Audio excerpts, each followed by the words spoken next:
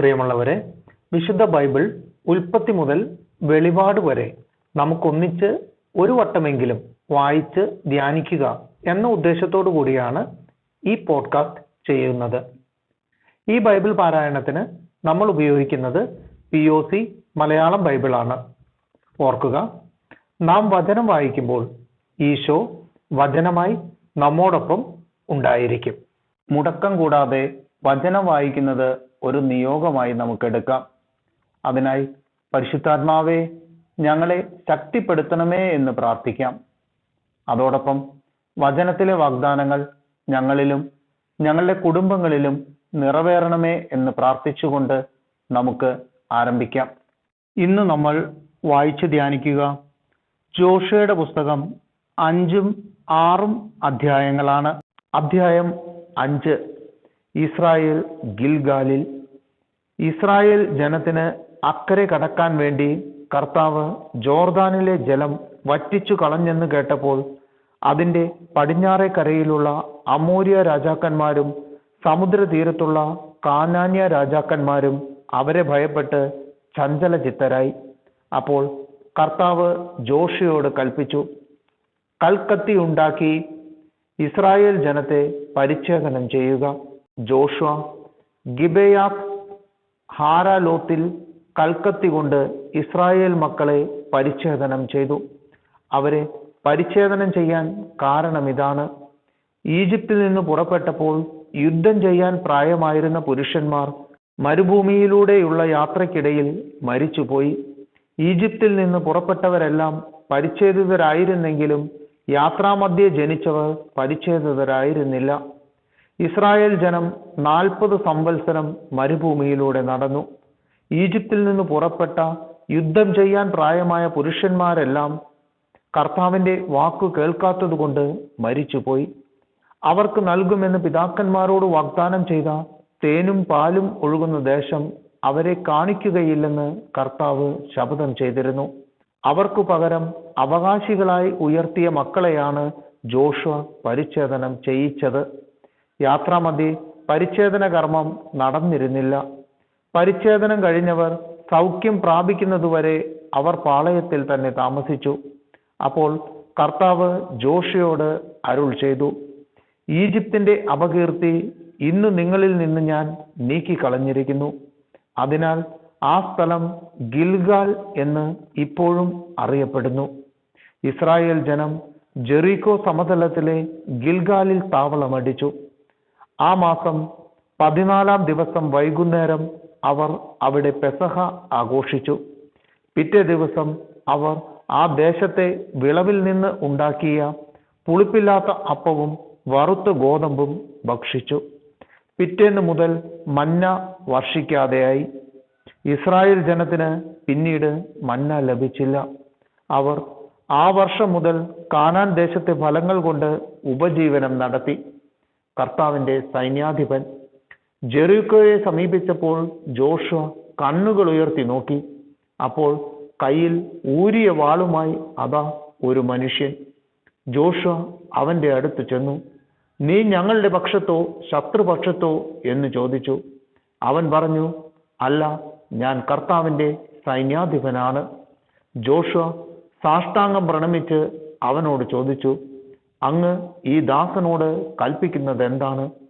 കർത്താവിൻ്റെ സൈന്യാധിപൻ പറഞ്ഞു, നിന്റെ പാദങ്ങളിൽ നിന്ന് ചെരുപ്പ് അഴിച്ചു മാറ്റുക. നീ നിൽക്കുന്ന ഈ സ്ഥലം വിശുദ്ധമാണ്. ജോഷുവ അങ്ങനെ ചെയ്തു. അധ്യായം 6, ജെറീക്കോയുടെ പതനം. ഇസ്രായേൽ ജനത്തെ ഭയന്ന് ജെറീക്കോ പട്ടണം അടച്ച് ഭദ്രമാക്കിയിരുന്നു. ആരും പുറത്തേക്ക് പോവുകയോ അകത്തേക്ക് വരികയോ ചെയ്തില്ല. കർത്താവ് ജോഷുവയോട് അരുൾ ചെയ്തു, ഇതാ, ഞാൻ ജെറീക്കോ പട്ടണത്തെ അതിൻ്റെ രാജാവിനോടും യുദ്ധവീരന്മാരോടും കൂടെ നിന്റെ കരങ്ങളിൽ ഏൽപ്പിച്ചിരിക്കുന്നു. നിങ്ങളുടെ യോദ്ധാക്കൾ ദിവസത്തിൽ ഒരിക്കൽ പട്ടണത്തിനു ചുറ്റും നടക്കണം. ഇങ്ങനെ 6 ദിവസം ചെയ്യണം. 7 പുരോഹിതന്മാർ ആട്ടിൻകൊമ്പ് കൊണ്ടുള്ള 7 കാഹളവും പിടിച്ച് വാഗ്ദാന പേടകത്തിന്റെ മുമ്പിലൂടെ നടക്കണം. 7-ാം ദിവസം പുരോഹിതന്മാർ കാഹളം മുഴക്കുകയും നിങ്ങൾ പട്ടണത്തിനു ചുറ്റും 7 പ്രാവശ്യം നടക്കുകയും വേണം. അവർ കാഹളം മുഴക്കുന്നത് കേൾക്കുമ്പോൾ നിങ്ങൾ ആർത്തട്ടഹസിക്കണം. അപ്പോൾ പട്ടണത്തിലെ മതിൽ നിലംപതിക്കും. നിങ്ങൾ നേരെ ഇരച്ചു കയറുക. നൂനിന്റെ മകനായ ജോഷുവ പുരോഹിതന്മാരെ വിളിച്ചു പറഞ്ഞു, വാഗ്ദാന പേടകം എടുക്കുക. 7 പുരോഹിതന്മാർ കർത്താവിന്റെ പേടകത്തിന്റെ മുൻപിൽ ആട്ടിൻകൊമ്പ് കൊണ്ടുള്ള 7 കാഹളം പിടിച്ചുകൊണ്ട് നിൽക്കട്ടെ. അവൻ ജനത്തോട് പറഞ്ഞു, മുന്നോട്ട് പോകുവിൻ, പട്ടണത്തിന് ചുറ്റും നടക്കുവിൻ. ആയുധധാരികൾ കർത്താവിന്റെ പേടകത്തിന് മുൻപിൽ നടക്കട്ടെ. ജോഷുവ കൽപ്പിച്ചതുപോലെ 7 പുരോഹിതന്മാർ ആട്ടിൻകൊമ്പ് കൊണ്ടുള്ള കാഹളം മുഴക്കിക്കൊണ്ട് കർത്താവിന്റെ മുൻപിൽ നടന്നു. കർത്താവിന്റെ വാഗ്ദാന പേടകം അവർക്ക് പിന്നാലെ ഉണ്ടായിരുന്നു. ആയുധധാരികൾ കാഹളം മുഴക്കുന്ന പുരോഹിതരുടെ മുൻപിലും ബാക്കിയുള്ളവർ വാഗ്ദാന പേടകത്തിന്റെ പിന്നിലും നടന്നു. കാഹളധ്വനി സദാ മുഴങ്ങിക്കൊണ്ടിരുന്നു. കൽപ്പന കിട്ടുന്നതുവരെ അട്ടഹസിക്കുകയോ ശബ്ദിക്കുകയോ അരുതെന്നും കൽപ്പിക്കുമ്പോൾ അട്ടഹസിക്കണമെന്നും ജോഷുവ ജനത്തോട് പറഞ്ഞു. അങ്ങനെ കർത്താവിന്റെ പേടകം പട്ടണത്തിന് 1 പ്രാവശ്യം പ്രദക്ഷിണം വെച്ചു.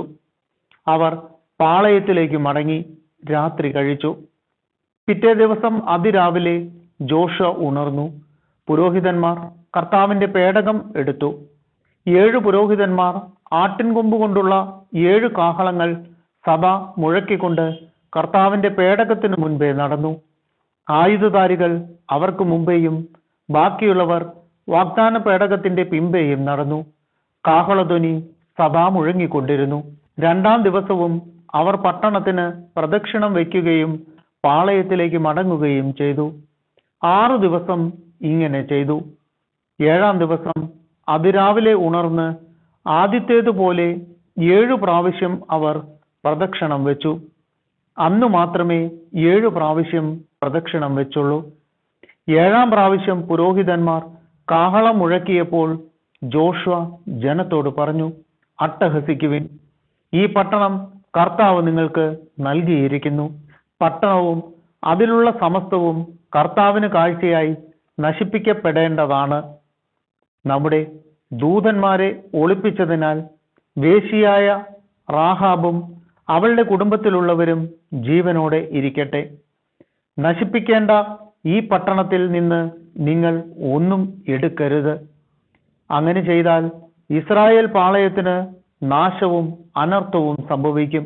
എന്നാൽ വെള്ളിയും സ്വർണവും പിച്ചളയും ഇരുമ്പും കൊണ്ട് നിർമ്മിതമായ പാത്രങ്ങൾ കർത്താവിന് വിശുദ്ധമാണ്. അവ കർത്താവിന്റെ ഭണ്ഡാരത്തിൽ നിക്ഷേപിക്കണം.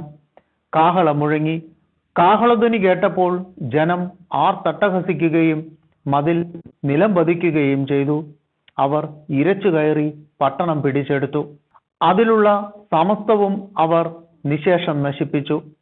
പുരുഷന്മാരെയും സ്ത്രീകളെയും കുട്ടികളെയും വൃദ്ധന്മാരെയും ആടുമാടുകളെയും കഴുതുകളെയും അവർ വാളിനിരയാക്കി. ദേശനിരീക്ഷണത്തിന് പോയ ഇരുവരോടും ജോഷുവ പറഞ്ഞു, നിങ്ങൾ ആ വേശ്യയുടെ വീട്ടിൽ ചെന്ന് അവളോട് സത്യം ചെയ്തിരുന്നതുപോലെ അവളെയും കുടുംബാംഗങ്ങളെയും പുറത്തു കൊണ്ടുവരുവിൻ. ആ യുവാക്കൾ അവിടെ ചെന്ന് റാഹാബിനെയും അവളുടെ മാതാപിതാക്കളെയും സഹോദരരെയും ബന്ധുജനങ്ങളെയും കൊണ്ടുവന്ന് ഇസ്രായേൽ പാളയത്തിന് പുറത്തു താമസിപ്പിച്ചു. പിന്നീട് അവർ ആ പട്ടണവും അതിലുള്ള സമസ്തവും അഗ്നിക്കിരയാക്കി. പിച്ചളയും ഇരുമ്പും കൊണ്ടുണ്ടാക്കിയ പാത്രങ്ങളും സ്വർണവും വെള്ളിയും അവർ കർത്താവിന്റെ ഭണ്ഡാകാരത്തിൽ നിക്ഷേപിച്ചു. വേശ്യയായ റാഹാബിനെയും അവളുടെ പിതൃഭവനത്തെയും വസ്തുവകകളെയും ജോഷുവ സംരക്ഷിച്ചു. എന്തെന്നാൽ ജെറിക്കോ നിരീക്ഷിക്കുന്നതിന് ജോഷുവ അയച്ച ദൂതന്മാരെ അവൾ ഒളിപ്പിച്ചു. അവളുടെ കുടുംബം ഇസ്രായേലിൽ ഇന്നുമുണ്ട്. ജോഷുവ അന്ന് അവരോട് ശപഥം ചെയ്തു പറഞ്ഞു, ജെറിക്കോ പുതുക്കി പണിയാൻ തുനിയുന്നവൻ ശക്തൻ. അതിന്റെ അടിസ്ഥാനമിടാൻ ഒരുമ്പെടുന്നവന് അവന്റെ മൂത്ത മകനും കവാടങ്ങൾ നിർമ്മിക്കാൻ പരിശ്രമിക്കുന്നവന് അവന്റെ ഇളയ മകനും നഷ്ടപ്പെടും. കർത്താവ് ജോഷുവയോട് കൂടെ ഉണ്ടായിരുന്നു. അവന്റെ കീർത്തി നാട്ടിലെങ്ങും വ്യാപിച്ചു.